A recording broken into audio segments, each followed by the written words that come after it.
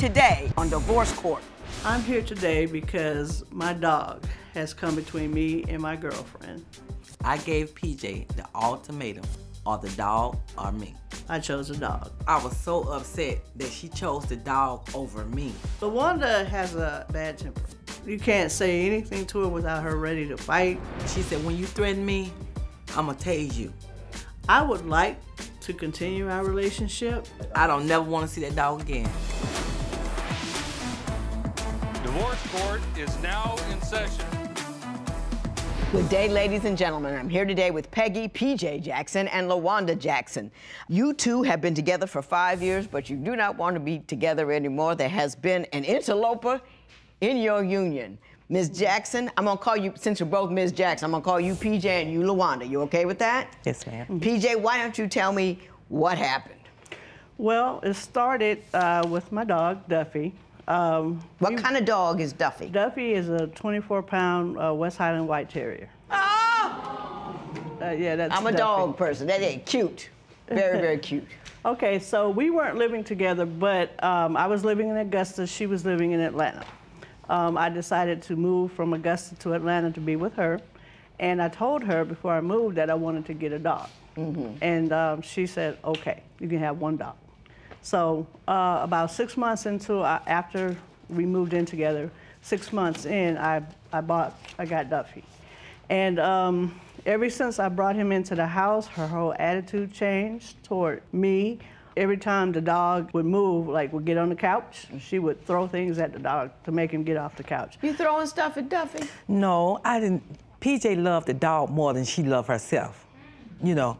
And she just went to the extreme with the dog. You know, the dog done start eating out of the plate that we eat out of. You watching the dog in the sink that I wash dishes out of. And it was just too much.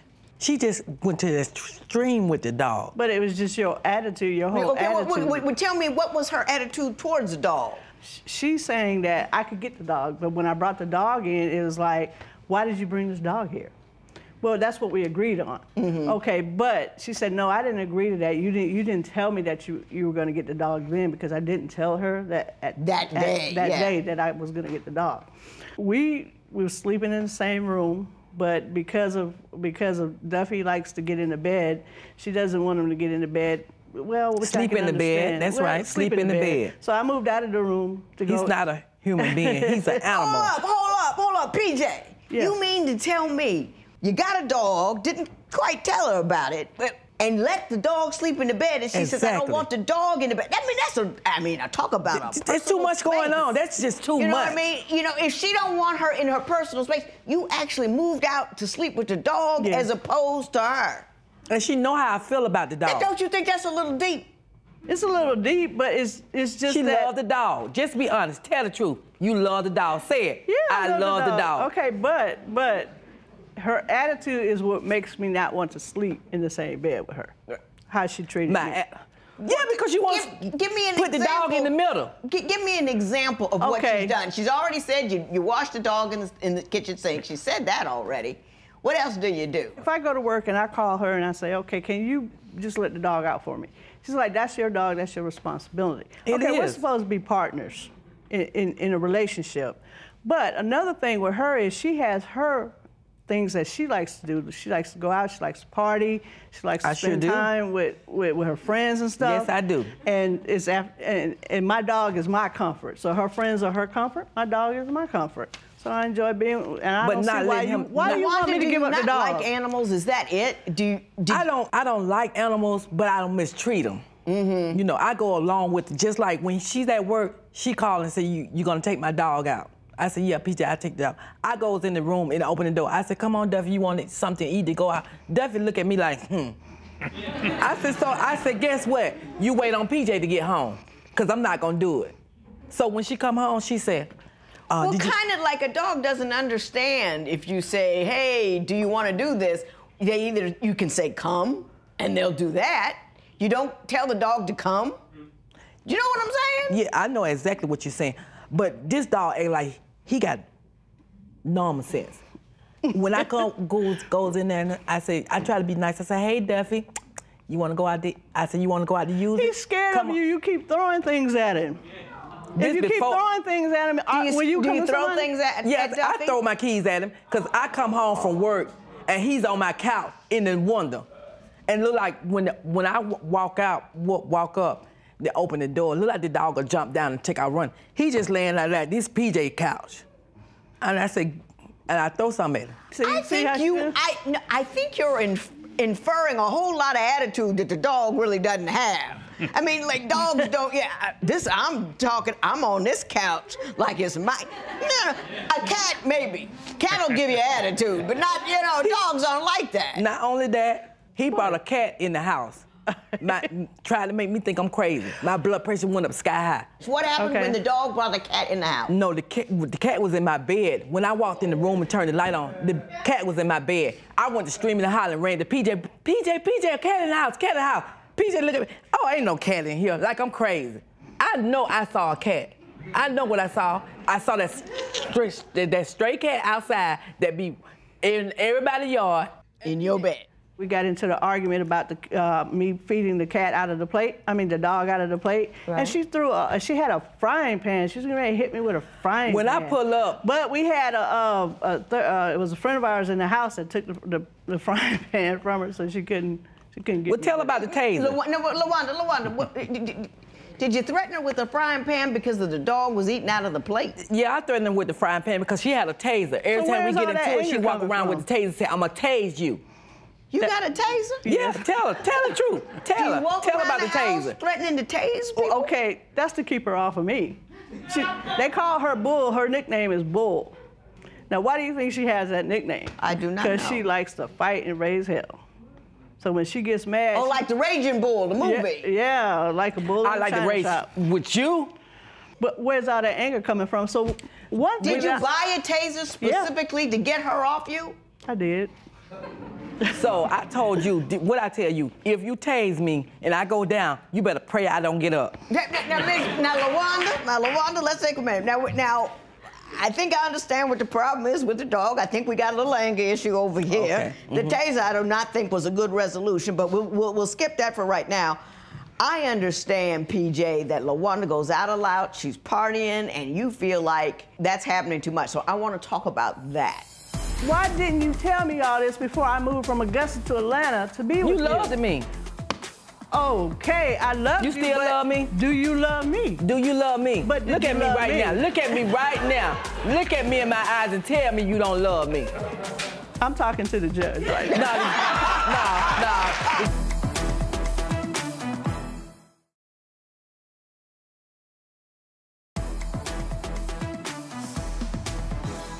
So, PJ, I understand that you say you made the ultimate sacrifice by going to move with her, but she's not affectionate and she's always partying with her friends. Why don't you tell me about that? Okay. I'm the romantic type. I like to give back rubs. Don't even look like that. Lawanda, hang on. Go ahead, PJ. Give me a back rub. PJ, massage my feet. PJ this, PJ that. I try to accommodate her. On special occasions, I buy her gifts, jewelry, birthdays, Christmas. I'm over the top. What does she do? I might get an I love you every now and then. She's not affectionate at all. I don't feel that deep bond or affection that I feel like should be in our relationship. When I make special plans sometimes to go out, she forgets all about me. She goes out with her friends. Her friends, I don't believe, really care for me because we are in a, gay relationship, and they feel like Lawanda. They ask. I know one particular person asked her, "Is that really what you want? Are you sure that's what you want?" And I think she's confused. Really, when we were together, was that really what you wanted? Was that really what she wanted? Lawanda, you heard what she just said about the lack of affection, and she's concerned if this is really the kind of relationship you want to be in. What do you have to say about that? I don't want to be in a relationship. No. You what? I want to come and go as I please. I'm getting up here in the clock just like you. Well, why didn't you tell me that? PJ, let her finish. Lawanda, go ahead. Tell me. I'm here in the clock just like you. You're not taking care of me. You might be looking out for me, but you're not taking care of me because I'm getting up here in the clock just like you. I'm paying bills just like you. PJ want me all to herself. Just me. Nobody but me. And her relationship is boring. She likes to read. She likes to be on the computer, all in people's business. That's just not me. I don't care what they do. So she's on social media, on Facebook, exactly. I'm on social media. Baby. Oh, no, don't you even go there, because I don't love nothing but Facebook. That's and all you know stay it. on A selfie, Facebook. a selfie here, a selfie there. We could go out to eat here on Facebook. Hang on. You say she's very controlling. She's always tracking you and tracing you. Give me some examples that would show me how controlling she really is. Okay, a prime example. A tracker device on my phone. She put one on there? Yes, she put one on my phone. How did you find out? I went to Metro PCS, and they told me and showed it to me. Did you put a tracking device on her phone, PJ? I did. Why did you do that? Like I said, we have a, well, what I thought was a relationship. And she's staying out past 2 a.m. in the morning. I'm grown. Okay, but if we're in a relationship, where are you at after 2 a.m. in the morning? Party. 3 in the morning, 4 in the morning. That's my point. That's exactly my point. So why? Hey. Why didn't you tell me all this before I moved from Augusta to Atlanta to be with you? You loved me. Okay, I love you. You still love me? Do you love me? Do you love me? But look at me right now. Look at me right now. Look at me in my eyes and tell me you don't love me. I'm talking to the judge right now. No. The judge wants you to look at me. No. I usually don't let that go on, but I enjoyed that one. PJ, I want to move on to the next topic, which you say you believe Lawanda has a drinking problem, and I want you to tell me how you believe that has impacted your relationship. That they were at a red light, and they had been drinking, having a good time, and Lawanda insisted on driving home and fell asleep at the red light. Lawanda, do you drink a little too much?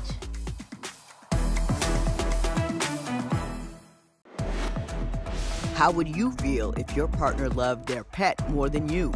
Tell us what you think at facebook.com/Divorce Court. Divorce Court will be right back.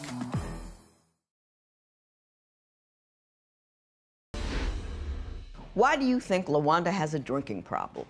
Okay, Lawanda would never admit this, but Lawanda has a drinking problem because I feel like when she goes out and she parties and she drinks excessively, and then she drives. Her aunt told me one time that they were at a red light, and they had been drinking, having a good time, and Lawanda insisted on driving home and fell asleep at the red light. Lawanda, do you drink a little too much? You know, it all depends on what it is, but I love margaritas. I wanted a margarita when we got off the plane. It ain't like I gotta have another one. We're not talking about what you did last night. We're talking about throughout the entire Yes, I like to drink and I like to party. And you prioritize that over everything. Because I have a plan. I'm sorry. I have planned special occasions. If I have a drinking problem, I need to drink 24/7. I can't find her. Well, no, that's not really true. Back to the GPS tracker. You don't have to be drunk 24/7 to have a drinking problem. But some days I don't even drink. Especially when I gotta go to work, I don't drink. When I'm off, yes, I drink. I drink at home. No, you don't. Yes, I do. Oh. Well, maybe now you do. Lawanda, why don't you tell me about the time you were out partying and she came and took the car, you didn't have a way home? Oh, yes. She came and, tell it all. It was her car. Right. And she had bought another truck. And I asked, can I use her car? She said yes. So I was over my auntie's house and I was washing clothes. And my auntie said, how did you get over here? I said, I drove a PJ car. She said, there's no car here. You came in her yard and drove the car away. Drove the car, you don't know where you was. You drove the car away, and then you walked back to your truck. So I knew PJ, why did you do that? Because I wanted to keep my car intact, and I've told her 100 times, don't drive my car and drink. Don't do that. So you were afraid that since she was with somebody in her family in your car, that she would be drinking in your car, so you went and got your car. Exactly. But the thing about it is, you buy me stuff to drink. So how's I'm drinking at home? Because I want you to stay at home and drink. What do you need to go out, keep going out in the streets for drinking? And why do you keep drinking and driving? And see, that's dangerous. And you say, ask me why I put the GPS on your phone, so I don't know where you're at.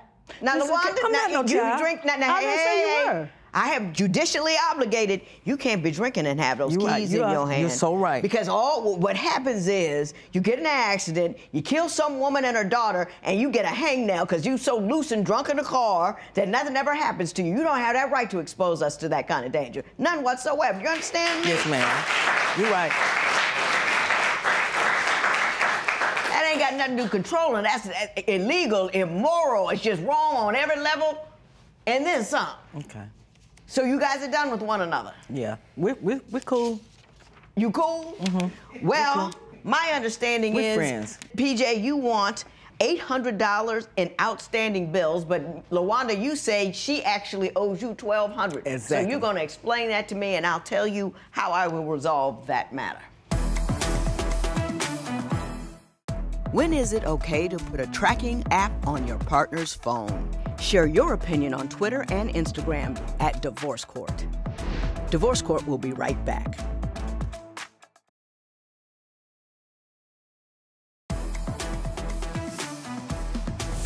Briefly, PJ, why do you believe that Lawanda owes you $800?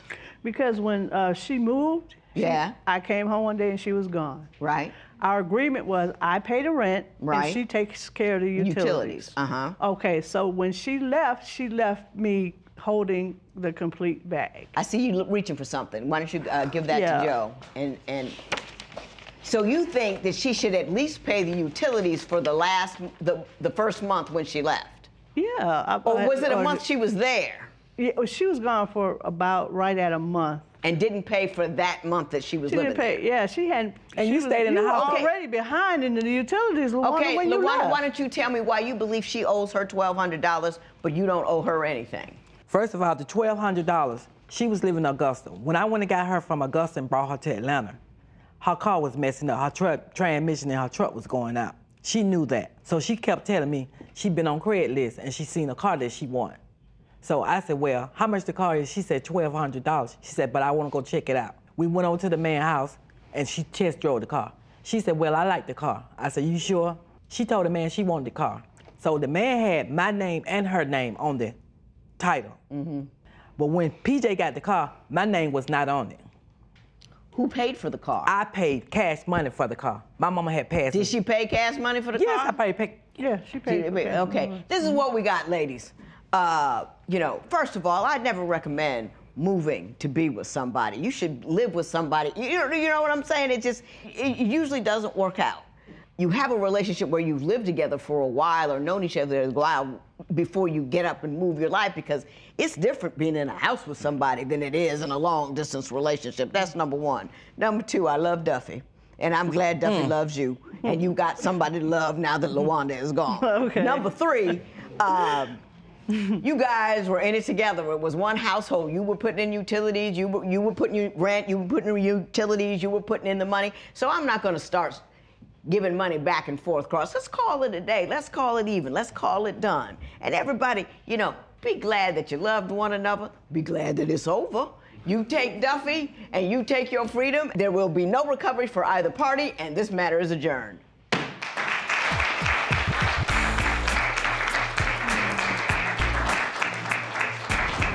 I'm done with it. I'm done with the relationship. We friends.